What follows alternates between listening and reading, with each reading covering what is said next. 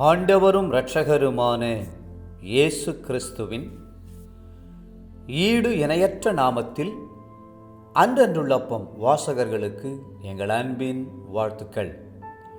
2024 ஆண்டு ஏப்ரல் மாதம் 3ஆம் தேதி புதன்கிழமைக்குரிய தின தியானம். இன்றைய தலைப்பு 2 பேரில். லூக்கா 17:34 சொல்லுகிறது, அந்த ராத்திரியில் ஒரே படுக்கையில் படுத்திருக்கிற 2 பேரில் ஒருவன் ஏற்றுக்கொள்ளப்படுவான், மற்றவன் கைவிடப்படுவான். கர்த்தர் சீக்கிரமாய் வருகிறார். அவருடைய வருகை நிச்சயம்.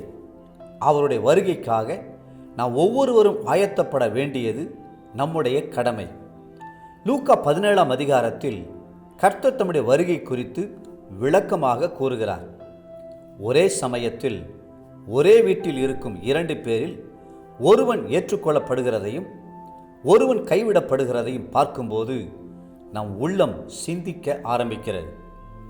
படுத்திருக்கிற 2 பேரை குறிப்பிட்டு இயேசு சொல்லுகிறார், இரவிலே தூக்கத்திற்காக படுக்கைக்கு செல்லுவதில் எந்த தவறும் இல்லை. தூக்கம் ஒவ்வொரு மனுஷனுக்கும் இன்றி அமையாததாய் இருக்கிறது. வெளிப்பார்வைக்கு 2 பேரும் தூங்கிக் கொண்டிருந்தாலும் 2 பேரின் உள்ளங்களின் ஆயத்தங்களும் வித்தியாசமானவை. அந்த 2 பேருமே தங்களுடைய குணநலத்திலும் மனப்பான்மையிலும் ஒருவருக்கொருவர் வித்தியாசமானவர்கள்தான். ஒருவர் எக்கால சத்தம் தொனிக்கும் போது எழுந்திருக்கக்கூடிய ஆயத்தத்தோடு படுத்திருக்கிறார்.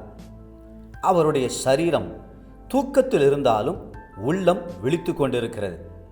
எக்கால சத்தத்தை கேட்கும்படி அவருடைய இருதயம் ஆவல் கொண்டிருக்கிறது. கர்த்தருடைய வருகையை தூக்கத்திலும் எதிர்பார்க்கும்படி எப்போது அவர் வருவார் என்ற ஆயத்தத்தோடு கூட விழித்திருக்கிறார். ஆனால் 2வது நபரோ அதை குறித்து அக்கறை கொள்ளவில்லை. கிறிஸ்துவின் நாளிலிருந்து எல்லா ஜனங்களும் சீக்கிரமாய் வருகிறார் என்று அவருடைய வருகை குறித்து சொல்லிக்கொண்டே இருக்கிறார்கள். இதுவரை வராதவர் இனிமேலா வரப்போகிறார், அதிலும் இந்த ராவிலா வரப்போகிறார் என்று விதண்டாவிதமாய் எண்ணி இருந்திருக்கக்கூடும். அந்தோ அவர் வருகையிலே கைவிடப்பட்டார். திரிகை திரித்து கொண்டிருந்த 2 பெண்களில் ஒருத்தியின் உள்ளம் பரலோக சிந்தனையினால் நிரம்பி இருக்கிறது. மற்றவளோ உலக சிந்தனைகளால் நிரம்பி இருக்கிறாள். ஒருவள் திரிகை சத்தத்தின் மத்தியிலும் கர்த்தருடைய சத்தத்தை கேட்க ஆவலாயிருக்க, மற்றவளோ லௌகீக கவலைகளினால் நிரம்பி இருந்தாள். ஆகவே ஒருவள் கர்த்தருடைய வருகையிலே ஏற்றுக்கொள்ளப்பட, மற்றவளோ கைவிடப்பட வேண்டியதாயிற்று. 2 பேர் வயல்வெளியில் வேலை செய்து கொண்டிருக்கிறார்கள். அதில் ஒருவருடைய உள்ளம் கர்த்தரோடு உறவாடி கொண்டிருக்கிறது. அறுவடை மிகுதியான இந்த வேளையிலே வேலையாட்களை அனுப்பும் ஆண்டவரே, ஊழியர்களை எழுப்பும் ஆண்டவரே என்று அவர் ஜெபித்து கொண்டிருந்திருக்க வேண்டும். மற்றவரோ பக்கத்துள்ள வயலை பார்த்து பொறாமை கொண்டு பல தீய காரியங்களை எண்ணி இருந்திருக்கக்கூடும். அல்லது தன் ஆத்துமாவை பார்த்து, ஆத்துமாவே, உனக்காக ஏராளமான தானியத்தை சேர்த்து வைக்கப் போகிறேன், களஞ்சியங்களை இடித்து பெரிதாக கட்டப்போகிறேன் என்று சொல்லி இருந்திருக்கக்கூடும்.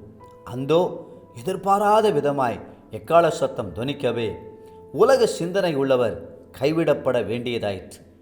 தேவ பிள்ளைகளே, இப்பொழுதே வருகை இருக்குமென்றால் வருகையிலே நீங்கள் காணப்படுவீர்களா? இன்றைய நினைவிற்கு மத்தேயு 24:44, நீங்கள் நினையாத நாளிகையிலே மனுஷகுமாரன் வருவார், ஆதலால் நீங்களும் ஆயத்தமாயிருங்கள்.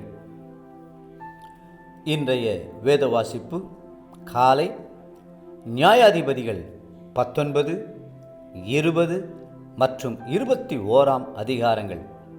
மாலை லூக்கா 7ஆம் அதிகாரம் 31 50ஆம் வசனம் முடிய. அன்புக்குரிய அன்றன்றுள்ளப்பம் வாசகர்களே, மீண்டும் உங்களை வாழ்த்துகிறோம். கர்த்தருடைய வருகைக்கு எப்பொழுதும் ஆயத்தமாயிருங்கள். இயேசு சீக்கிரமாய் வரப்போகிறார். கர்த்ததாமே உங்களை ஆசீர்வதித்து மென்மேலும் உயர்த்துவாராக. ஆமென்.